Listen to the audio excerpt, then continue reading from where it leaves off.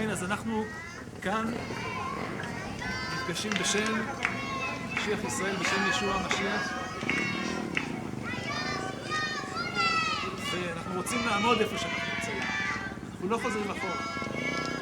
יום שבת, השעה 3 בצהריים, ועל אף הרעש מסביב, מנסה יקים פיגרס, רואה הקהילה המשיחית בערד, לעורר את קהילתו לדברי האל. זה לא בית, זה להיפגש בחוץ. אז יש הסחות דעת, יש אנשים שעוברים מסביב. אתה מנסה להתפלל ולהתרכז בתפילה, ויש, כמו שראינו, מסיבת יום הולדת למשל. ננסה שכל ההסחות דעת לא יפריעו. אוקיי? יקים הגיע עם משפחתו לערד לפני כ-15 שנים. לטענתו בשל חיפוש אחר אוויר נקי. אך למרות הרצון לשאוף את אוויר העיר, הם מצאו עצמם אט-אט הולכים ומסתגרים בתוך קהילתם. היה בעברית, באנגלית, בחשבון. מה אתה מתחיל? יקים ואשתו דבי החליטו על חינוך ביתי לילדיהם, דבר מחייב אותם לשהות זמן רב בבית, ומחזק את המתח שבין החיבור לעיר לבין הסתגרותם. אודיה, now you have to show me. הנה, זאת אחת מכיוון המצלמה, הנה האוזניות של השנייה, איך קוראים לדבר הזה? מיקרופון. בום, מיקרופון. זהו, חשבתי. זהו, אז הנה שלך. וואו, אודיה. אנחנו רוצים להיות חלק, אבל במהות של האמונה אנחנו לא חלק, כלומר באמונה אנחנו שונים. ואנחנו כן מרגישים חשים שיש לנו צורך איכשהו להגן על הילדים מתפיסות עולם שהן לא בהכרח תפיסות העולם האמוניות שלנו. הבידול הזה אינו נובע רק מרצון הקהילה להתבודד. במשך שנים הם סבלו מהתנכלויות בלתי פוסקות והפגנות מול ביתו של יקים מצד הקהילה החסידית בעיר, שמונה כ-4,500 איש ומספרם רק ממשיך לעלות. יותם ואלחי חזרו מחוג, ובדרך היו שני חסידי גור, ואלחי הספיק להיכנס בשער ויותם לא. הוא היה בן 7. אז הוא ירד למטה לפארק, והוא חשב שהוא לא יוכל לחזור הביתה כל הלילה, והייתי צריכה לרדת, הייתי צריכה לנעול את הדלת, ולרדת למטה לפארק, למצוא אותו ולהביא אותו הביתה. באו מאוחר בלילה, ליד הדלת, לא הדליקו אור, לא יכולנו לראות מי זה עומד שם, ועשו כל מיני קולות. אני חושבת שזה היה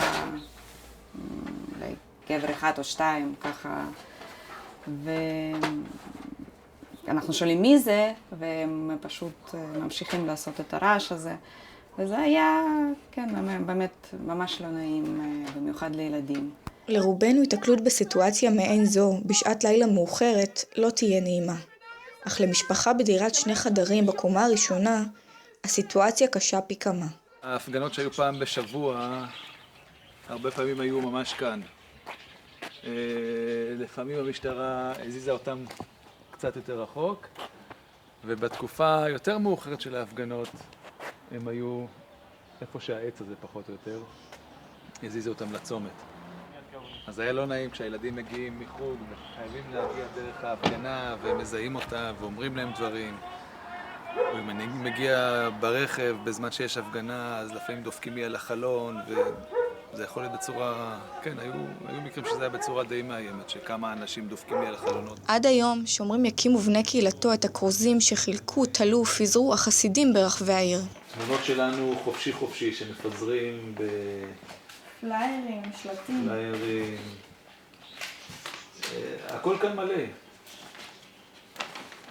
הנה, זאת אחת מההזמנות להפגנה על יד ביתו של ראש כת המיסיון בערד, יקים פיגרס. ההפגנה באישור משטרה, חשוב להדגיש, והם כותבים את זה.